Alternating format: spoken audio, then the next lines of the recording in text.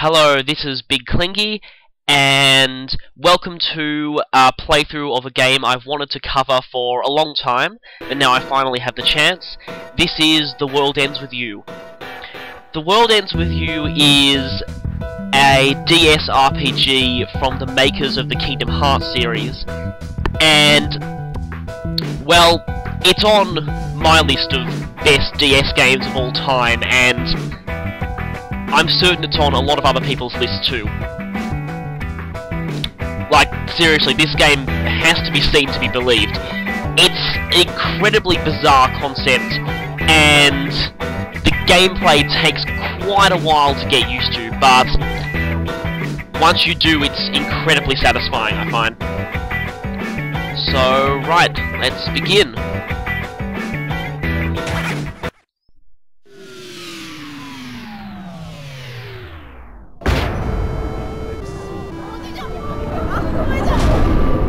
Out of my face. You're blocking my view. And here's the main character, Neku, who sounds a lot like Sora, but I can confirm for you it's not the same voice actor. Stop talking. And as you'll see here, he's not your typical RPG protagonist. Just go the hell away.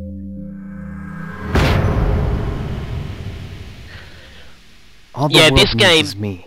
story-wise, I has got a my habit of values. subverting a lot of RPG cliches. So you can keep yours, alright? I don't get people. Never have, never will.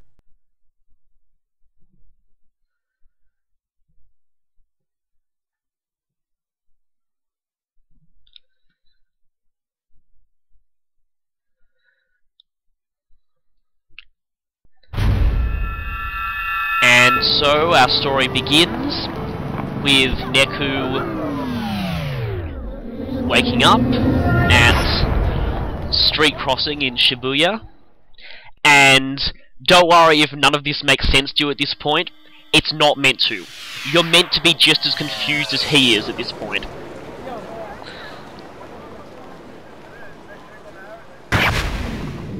Okay. Wonder what this does. Oh, crap.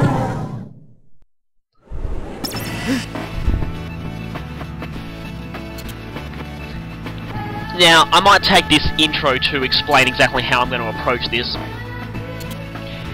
Basically, I'm going to be playing through this game, and it's a sort of a walkthrough in a way. I'll be talking through. There's a lot of features of this game that most people really won't know about until they've played it for quite a while.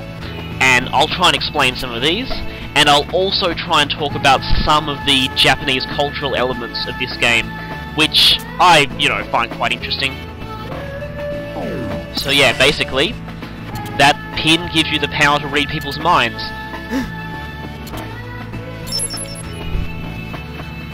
Yeah, see the thoughts of random NPCs. Interesting power. Another thing I like about this game, if you look at the bottom screen, you notice they've kept the Japanese text on the phone. Yeah, this game has not been for-kidsed in any way. They've kept all the Japanese cultural references, and that's a great line, and also most of the Japanese text. Huh? Right, now that's officially creepy. What? Huh?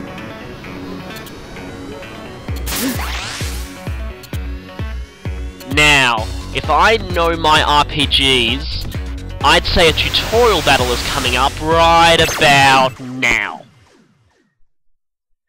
Okay, yeah, you'll want to read the, info there. Now, interesting point here. At this point in the game, you have no methods of attacking whatsoever. So, really, this is mainly just to get used to the controls. Touch Neku with the stylus and drag him to move him, and quickly swipe the stylus across to do a dash, and as you can see here, this dash can allow you to dodge attacks and also dislodge enemies that have grabbed onto you. Of course, when you're ready, just press start and select escape, because that's really all you can do at this point. Yeah, the battle system is so complex and has to be introduced to you bit by bit. First, you've got to get the hang of moving. And here comes the game's proper intro and surreal opening theme. Now, this is absolutely genius, this cutscene, because you won't know it now, but if you've already played through the whole game, you'll realise this scene pretty much sums up the entire storyline and foreshadows a lot of really major events later on. So just keep that in mind. Now, the song playing here is called Twister, which actually has, yeah, there's a lot of versions of Twister. I'll talk about the game's soundtrack later because it's really quite interesting. They actually had to change all the game's cutscenes to Flash styles in order to make room for the music, and, well, I'd say it was worth it because this game has a really fantastic soundtrack. Okay, now, I'd advise you not to pause the game on that scene, or pause the video rather, with all those clips flashing past, unless you want to literally spoil the ending. Right, so, see you in the next part where we start the game proper.